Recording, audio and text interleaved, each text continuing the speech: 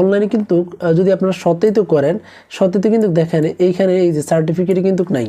হ্যাঁ, এইগুলো কিন্তু সার্টিফিকেটের কোনো সত্যতা নেই, সবগুলো হচ্ছে সার্টিফিকেটের নিচে, দেখছেন এই নিচে। এখন এটা কিন্তু আপনারা ডাউনলোড করতে পারবেন না, আপনারা কিন্তু এটা ডাউনলোড করতে পারবেন না। আপনারা হচ্ছে এই যে এখানে যে অ্যাপোস্টিল সার্টিফিকেটটা আছে, হ্যাঁ অ্যাপোস্টিল সার্টিফিকেটটা যদি আপনাদেরকে একটু দেখাই, এই যে এটা ডাউনলোড করলে ডাউনলোড চলে আসবে। এই যে অ্যাপোস্টিল যে সার্টিফিকেটটা আছে এটা দিয়ে আপনারা সব জায়গায় কাজ করতে পারবেন, কিন্তু অনেকের হচ্ছে মাঝে মধ্যে হচ্ছে এই সার্টিফিকেটটা প্রয়োজন হয়ে পড়ে, এটা এইখানে মানে এইরকম প্রয়োজন হয়ে পড়ে। হ্যাঁ, তো সেজন্য কি করবেন আজকে সেটা নিয়ে মূলত কথা। তো আপনারা যারা হচ্ছে এই প্রবলেমটা ফেস করতেছেন, আপনাদেরকে সুন্দর একটা সলিউশন দিব। জাস্ট ভিডিওটা একটু ধৈর্য সহকারে দেখেন, বেশি বড় হবে না, শর্ট করে শেষ করব।